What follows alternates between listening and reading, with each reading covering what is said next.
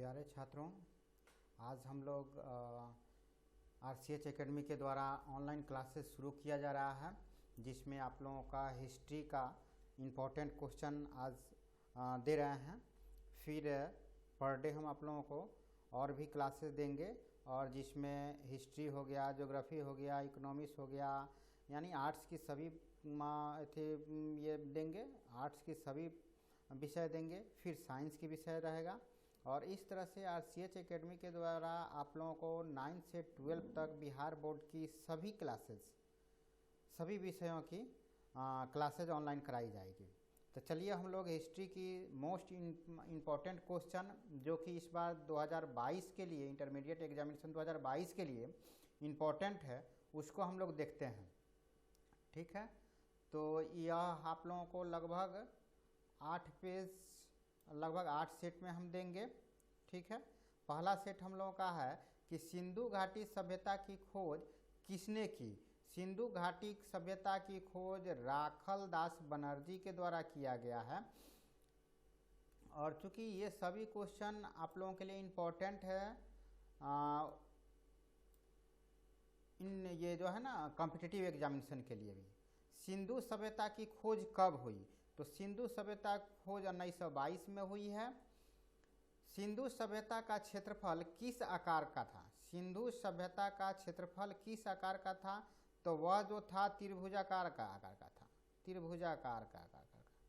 ठीक है, सिंधु सभ्यता से संबंधित स्थल रोपण का उत्खनन कार्य कराया था। यानी जो सिंधु सभ्यता से संबंधित ये रोपण स्थल है, उसका ये उत्खनन किनके द्वारा कराया गया था? तो वाई डी शर्मा के द्वारा कराया गया है। सिंधु सभ्यता मेसोपोटामिया संस्कृति की देन थी, यह कथन किनकी है? तो यह जो है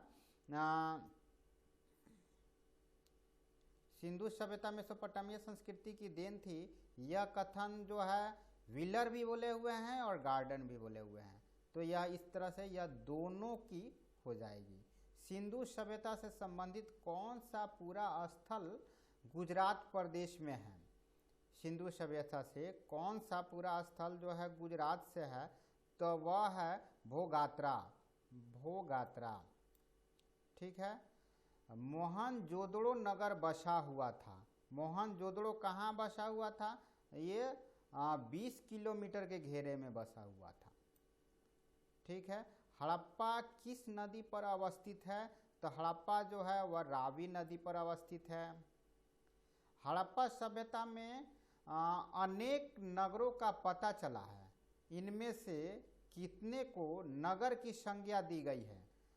तो उसमें से 6 गो जो था वह नगर की संज्ञा में था। मोहनजोदड़ो की सबसे बड़ी इमारत निम्न में से कौन है?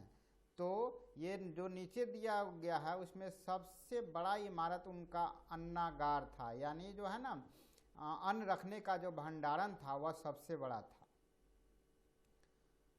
हड़प्पा सभ्यता के भवन निर्माण एवं अन्य कार्यों में निर्मित ईंटों का प्रयोग बहुतायत रूप से हुआ है। निम्नलिखित में से ईंटों का अनुपात, यानी वह जो ईंट यूज हुआ है वह किस रेशियो में था?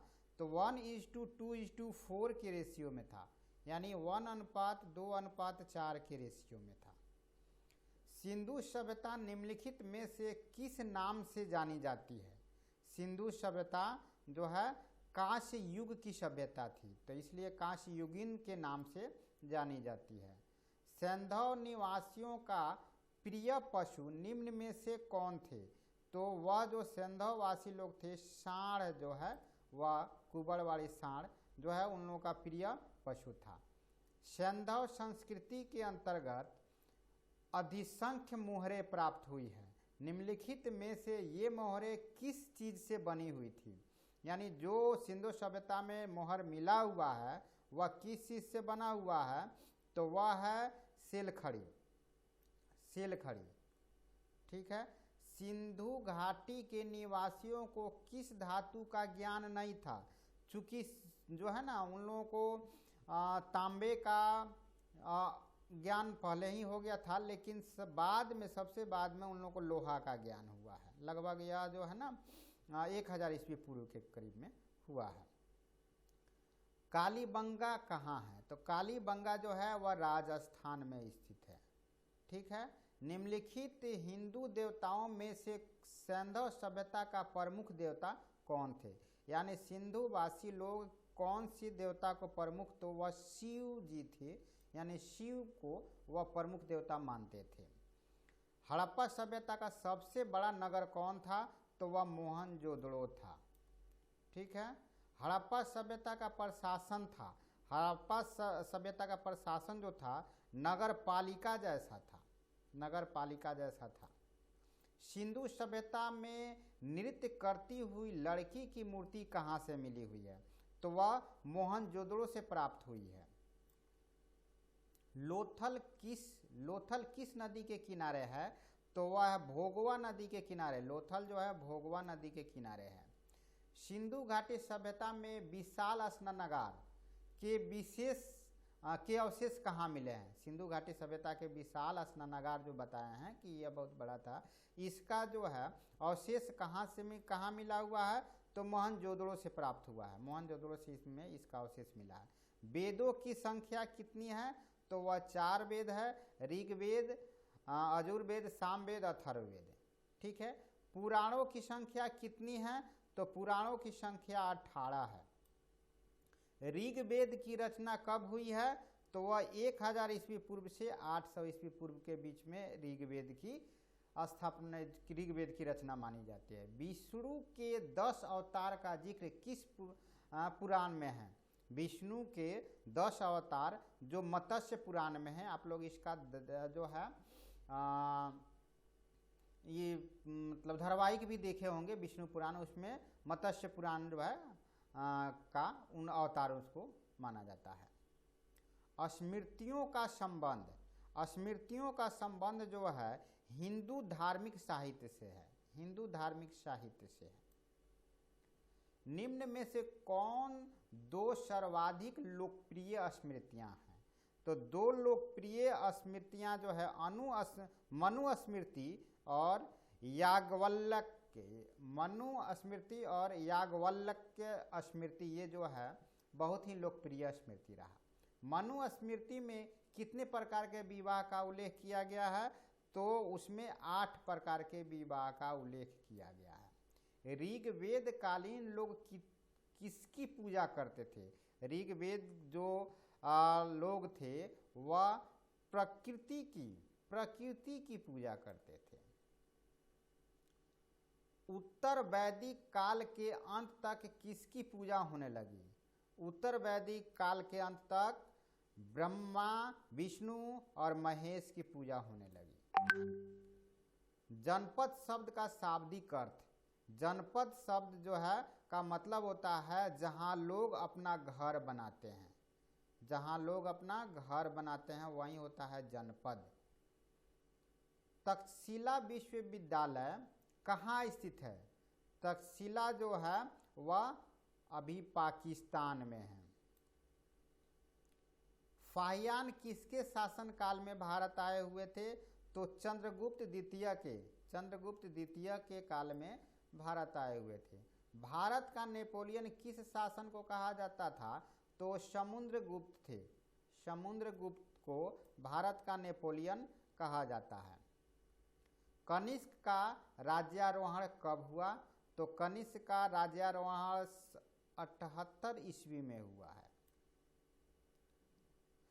अम्बा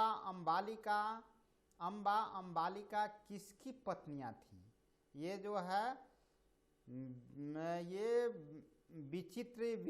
विचित्रवीर्य की पत्नियां अम्बा और अंबालिका थी। महर्षि व्यास द्वारा उत्पन्न संतान थी कौन से? महर्षि, तो वह महर्षि व्यास जो थे उनके द्वारा उत्पन्न संतान जो थे ये सब थे, पांडु भी थे, धृतराष्ट्र भी थे, विदुर थे, ये सभी लोग जो है महर्षि व्यास के द्वारा उत्पन्न हुए थे। घटोत्कच किनका पुत्र था? तो आप लोग महाभारत में देखे होंगे यह भीम के पुत्र हैं। भीम ने हिडिंबा के साथ कौन सा विवाह संपन्न किया हुआ था? चूंकि हिडिंबा एक राक्षस कुल की कन्या थी तो उसके साथ गंधर्व विवाह किए हुए थे। द्रौपदी किसकी पत्नी थी? तो द्रौपदी जो है आप लोग जानते हैं वह पंचाली के नाम से जानी जाती है, इसीलिए यह इन सभी की पत्नियां वह मानी जाती हैं। और थी महाभारत का युद्ध कुरुक्षेत्र के मैदान में कितने दिन चला? तो वह 18 दिन चला हुआ था। महाभारत के किस पर्व में वर्ण व्यवस्था का उल्लेख किया गया है? वर्ण व्यवस्था का उल्लेख जो है शांति पर्व में। किस पर्व में? तो शांति पर्व में। दुर्योधन की माँ कौन थी? तो आप लोग जानते हैं गांधारी जो है दुर्योधन की माँ थी और पांडव की माँ कुंती थी। महाभारत की रचना किस भाषा में हुई है? तो महाभारत की रचना संस्कृत भाषा में हुई है। कुरुओं के राजधानी के रूप में उल्लेखित किए गए हैं। कुरुओं के राजधानी जो था ये सभी था, हस्तिनापुर भी था, इंद्रप्रस्थ भी था, इस्कुर भी था, ये सभी जो है ना, इशुकर भी था, ये सभी था उनका राजधानी। निम्न में से कौन सा नगर पांडव द्वारा बनाया गया माना जाता है? तो वह हस्तिनापुर का निर्माण पांडव के द्वारा किया गया है। पांडु की पत्नी का नाम क्या था? तो पांडु की पत्नी का नाम आप लोगों को बता दिया गया है, पहले ऊपर ही हम बता दिए थे कि कुंती जो पांडव की माँ थी, इसलिए पांडु की पत्नी कुंती हो जाएगी। महाभारत के रचनाकार कौन थे? तो महाभारत के रचनाकार महर्षि वेद व्यास जो है महाभारत रचे हुए हैं। कौरव एवं पांडव दोनों किस वंश से संबंधित है? तो कुरु वंश से ये दोनों संबंधित हैं। इस तरह से लगभग हम 50-50 का क्वेश्चन का सेट बना रहे हैं और ये आप लोगों के एग्जामिनेशन के लिए जो 2022 में होने वाली है उसमें बहुत इम्पोर्टेंट है। इसीलिए आप लोग सभी क्वेश्चन को निश्चित ही पढ़िए और जो है RCH एकेडमी चैनल को आप लोग लाइक कीजिए, सब्सक्राइब कीजिए और बेल घंटी को दबाया कीजिएगा ताकि आने वाले अगला नोटिफिकेशन आप लोगों को मिलती रहे। चूँकि सभी विषयों का वीडियो उस पर अपलोड रहेगा, नोट्स भी मिलेगा आप लोगों को।